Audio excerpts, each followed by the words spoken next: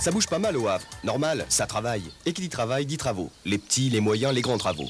Nous, on va plutôt vous parler des grands. Parce qu'entre le port, la ville, les autoroutes, les ponts, les zones piétonnes et les jardins, deux questions se posent. Où en est-on et qu'est-ce qui reste à faire? Voilà deux bonnes questions pour Citévision.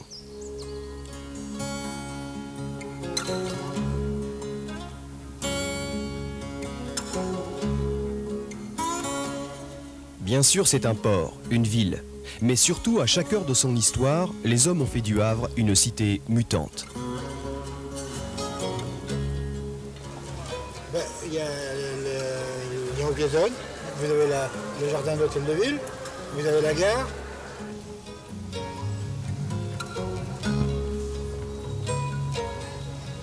La pierre a cédé la place au béton et l'espace s'ordonne, suivant la volonté des bâtisseurs. Aujourd'hui, derrière les palissades, panneaux et engins de chantier, se cache le paysage urbain de demain. Le Havre, métropole de l'estuaire. Déjà, un cœur de ville se dessine et se met à battre.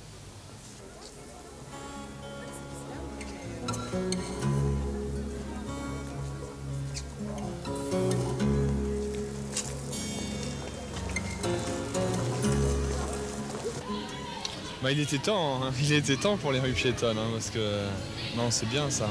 En plus, il n'y avait pas de centre, donc maintenant on peut espérer qu'il y aura un centre.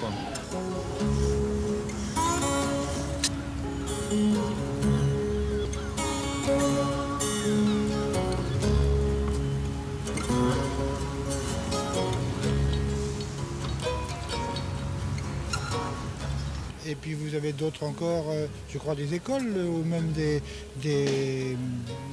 salles de gymnastique. Là.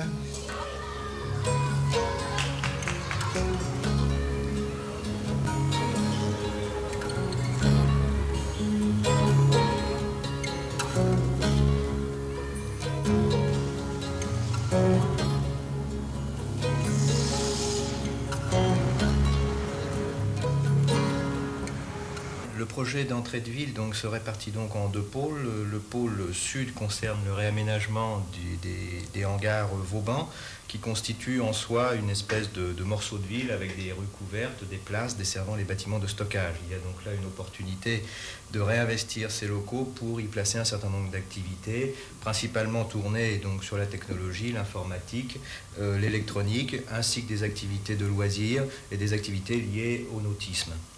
La partie nord du bassin, donc, elle correspond réellement à un projet d'entrée de ville. Ce projet donc prévoit des aménagements paysagers et au niveau du centre d'échange, un point fort traité sous forme probablement d'un immeuble pont qui viendra donc jalonner le parcours et marquer fortement cette entrée de ville au même titre donc, que le Havre dispose d'une porte océane. Il disposera donc d'une porte de ville sur son entrée est. Amorcé depuis des années, l'équipement de la ville se poursuit. Mais l'avenir passe aussi par l'éclatement de la sphère locale. Le port est un des premiers à souhaiter une nouvelle ouverture. La construction du port rapide aval semble être la réponse aux problèmes de rentabilité des infrastructures portuaires et à la concurrence d'Anvers et de Rotterdam. En effet, dès 90, les porte-conteneurs pourront, en évitant le passage de l'écluse François Ier, réduire leur temps d'escale à moins de 6 heures. Un gain de temps qui séduit vivement les professionnels maritimes. Comme pourrait en séduire d'autres, le développement du réseau routier et la construction du pont de Normandie. L'autoroute A29 qui sera le lien avec le futur transmanche, le tunnel sous la Manche, est prévu pour, je dirais, drainer toute la circulation et le trafic venant de la Hollande, la Belgique, le nord de la France, passera donc par le Havre, par sa zone industrielle, avant d'aller de l'autre côté de la Seine.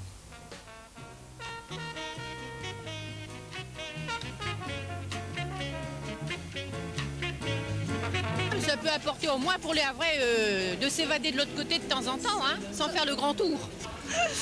Non, mais ça peut ouvrir pas mal de choses quand même. Hein. Un développement économique. Oui, pour les transports routiers, tout ça. Pour le tourisme aussi, oui, ça peut aussi développer la région, enfin notre région, quoi, Haute-Normandie.